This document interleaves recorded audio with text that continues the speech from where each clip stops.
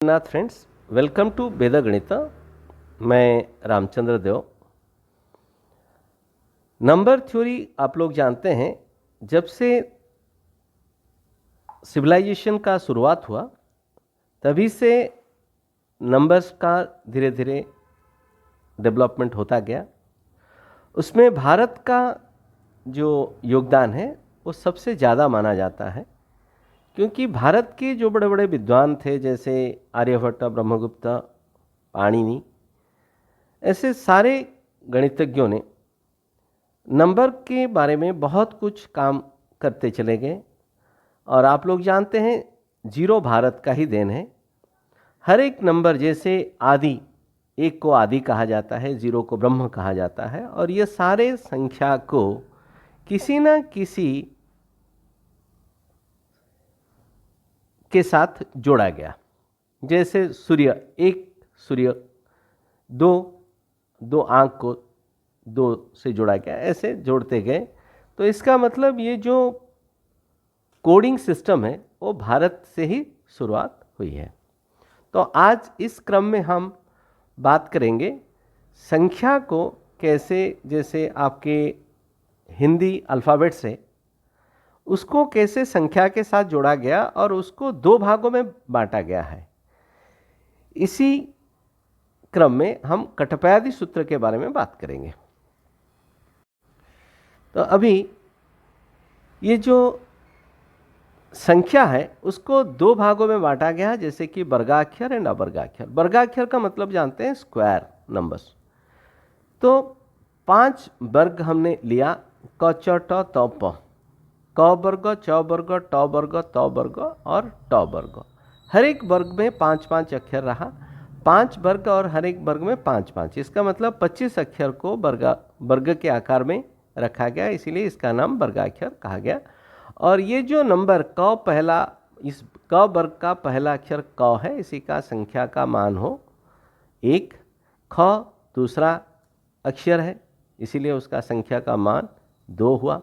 ग तीसरा अक्षर है पहला वर्ग क का, इसलिए इसका संख्या का मान 3 हुआ। ऐसे करते करते हम म जो है वो 25वां अक्षर है, इसीलिए उसका संख्या का मान 25 रखा गया। उसके बाद आता है अवर्गाक्षर। अवर्गाक्षर जो कि वर्ग के समान नहीं है। इसमें आता है आपका य र ळ ब स स ह। य का वैल्यू 30 माना गया, र 40 माना गया, ल 50, ऐसे ह का वैल्यू 100 माना गया।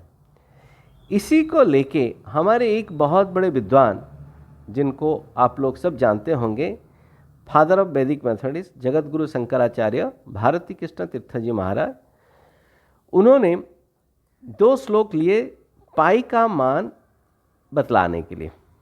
पहला श्लोक जो कि अक्षर को कोडिंग करता है, कादि नव टादि नव पादि पंचक यद्यष्ट क क्ष शून्यम।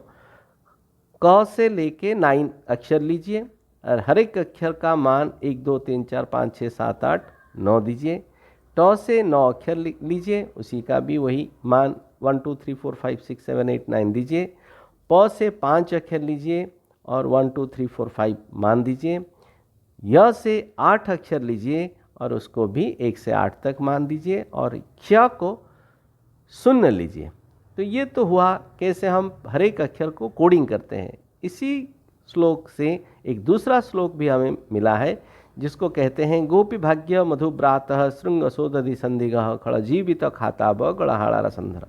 ये श्लोक का वैदिक मतलब होता है भगवान विष्णु, श्री कृष्ण और शिव जी, ये दिनों के बारे में प्रेज करके ये श्लोक का मतलब होता है। लेकिन इसको अगर हम पाई का वैल्यू निकालने के लिए कोडिंग करेंगे तो हमें पाई का वैल्यू 32 प्लेसेस ऑफ डेसिमल तक मिल जाता है। गौ का वैल्यू 3 है, पौ का वैल्यू 1 है, ऐसे करके आपको पाई का वैल्यू 3.14159265358979323, ऐसे करके 32 प्लेसेस ऑफ डेसिमल तक आपका पाई का वैल्यू मिल जाता है।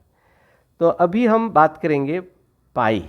पाई क्या है? पाई एक ग्रीक अल्फ़ाबेट से, जो कि 16th ग्रीक अल्फ़ाबेट है, और उसका ये संस्कृत नाम होता है त्रिता, और उसका एक न्यूमेरिकल वैल्यू भी है जो कि 80 होता है, और पाई डिनोट करता है साउंड को।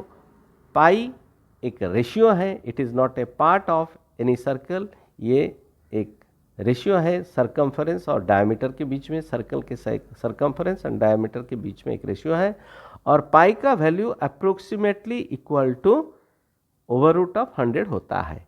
तो होप आप लोगों को ये कंसेप्ट समझ में आया होगा।